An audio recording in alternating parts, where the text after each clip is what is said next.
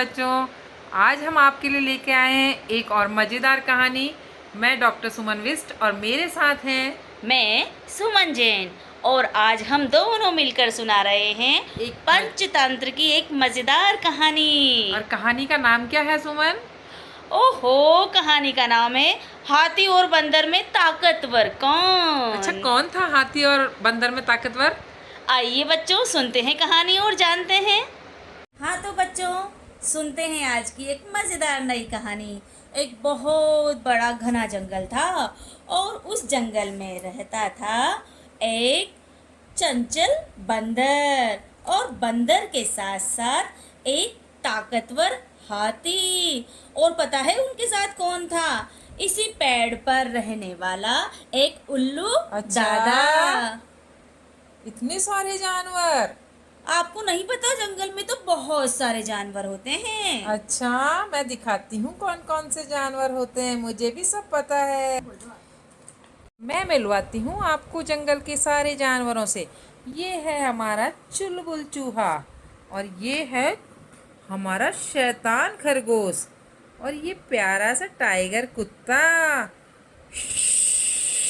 ये है हमारे जंगल का सबसे खतरनाक कोबरा सांप, और ये है प्यारी सी बतख, और ये चालाक चालाक लोमड़, और ये है एक शैतान बिल्ली, हमारी बिल्ली मौसी, और ये है जंगल का राजा बब्बर शेर, और यहाँ पर है एक प्यारा सा नाचता हुआ मोर, राष्ट्रीय पक्षी है ये हमारा।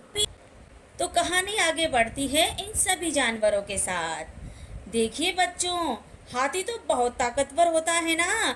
ये बहुत बड़ी बड़ी भारी भारी लकड़ियों को भी तोड़ देता है। अच्छा, और पता है बंदर कैसा होता है? एक शैतान शैतान बिल्कुल बंदर बिल्कुल बिल्कुल, बहुत बहुत सही। ऐसे ही बोलता है ना? बिल्कुल बिल्कुल, वो ऐसे ही बोलता है। और पता ही नहीं चलता कब एक डाली से दूसरी डाली पर पहुंच जाता है, छलांग हाँ मार मार के।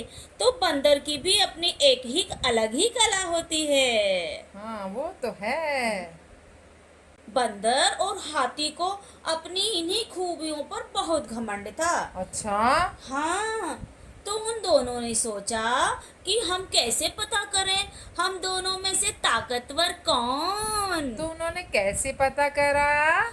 उन्होंने पेड़ पर रहने वाले उल्लू दादा से पूछा। अच्छा, हम्म तो उल्लू दादा ने क्या कहा? उल्लू दादा बोले, भाई मैं ऐसे कैसे बताऊंगा। तो फिर मैं उन्होंने कैसे बताया? उन्होंने कहा, मैं तो तुम्हारी परीक्षा लूंगा। अच्छा, यहाँ भी परीक्षा? हाँ, जैसे तुम्हारी परीक्षा होती है ना।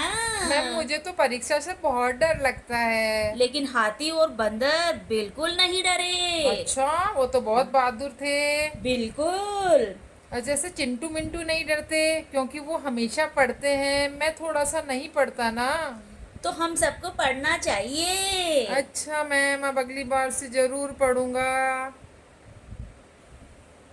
उल्लू दादा कहते हैं, जंगल की दूसरी ओर एक बहुत बड़ा पेड़ है जिसपे सोने का फल लगा है। सोने का फल मैंने तो कभी नहीं देखा।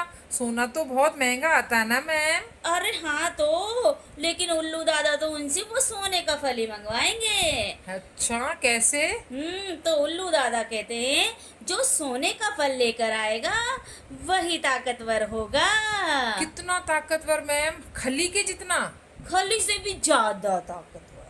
झूठ बोल रहे हो मैम अरे आप। देखना भी। दिखाओ।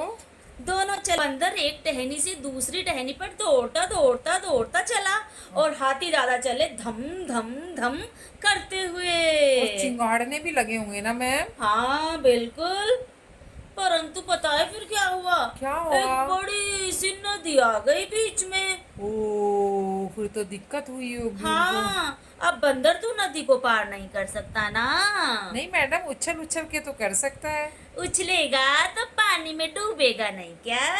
अच्छा मैम। हाँ, तो फिर हाथी दादा को बंदर पे दया आ गई। अच्छा। हाथी दादा बोला तुम मेरी पीठ पे बैठ जाओ। अच्छा, उनमें हाँ। दोस्ती थी जैसे मेर मेर चिंटू में है। बिल्कुल बिल्कुल।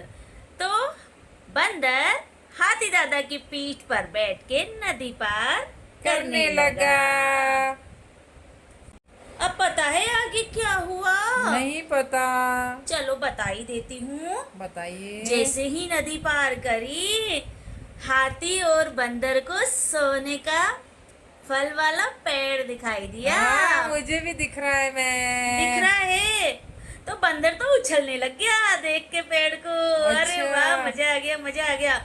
लेकिन हाथी उदास हो गया क्यों मैम? क्योंकि फल बहुत ऊंचे लगे थे। तो मैम वो उछल के निकाल लेगा ना, फल को तो ले लेगा। लेकिन हाथी को उछलना आता है क्या भला?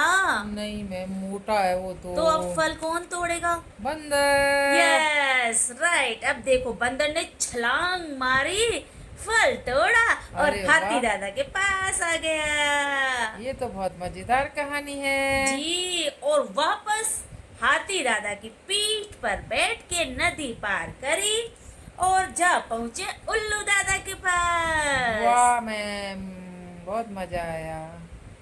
अब उल्लू दादा उनको देख करके बड़ा ही खुश हुआ और कहने लगा, अरे वाह, तुम तो सोने का फल ले आए। अब मैं तुम्हें बताता हूँ तुम दोनों में से ताकतवर कौन। पता है दोनों ने क्या कहा? क्या मैम? दोनों ने कहा, रहने दीजिए उल्लू दादा, अब हमको पता चल गया है हम दोनों की अपनी अपनी खूबियां हैं। दोनों बोले, हम दोनों में अलग अलग खूबियां हैं और हम दोनों ही किसी से कम नहीं हैं। हाँ मैम, जैसे मैं खेलने में होशियार हूँ और हमेशा फर्स्ट आता हूँ, और चिंटू पढ़ने में होशियार है, ऐसे ही ना मैम? यही कहना चाहते हो ना? बिल्कुल बच्चों, में यही कहना चाहती हूँ। हमारे शिक्षकों से भी और बच्चों के माता पिता से भी, हर बच्चे की अपनी एक अलग खूबी होती है। उस खूबी को पहले तलाशिए और फिर तराशिए, क्योंकि मछली पानी में तैर सकती है लेकिन उड़ नहीं सकती। अरे वाह, ये तो बहुत बढ़िया बात कही बिल्कुल। आपने। और पक्षी पक्षी आसमान में उड़ सकता है पर पानी में तैर नहीं सकता। ये भी बात सही कही। और भी कई उदाहरण हैं जिनसे हम समझ सकते हैं कि हर आदमी की अपनी अपनी खूबी होती है। आज की ये कहानी आपको कैसी लगी, ये कमेंट्स कर कर हमें ज़रूर बताएं। और आज आपने जाना कि हर बच्चा अपने आप में अनोखा होता है, स्पेशल होता है। तो हमें उन बच्चों को उनकी खूबियों को पहचान कर उनको आगे बढ़ाना है। इसी संदेश के साथ आज की ये कहानी ख़त्म होती है, और अगली बार हम इससे भी बढ़िया कहानी लेके आएंगे। तो तब तक के लिए गुड बाय।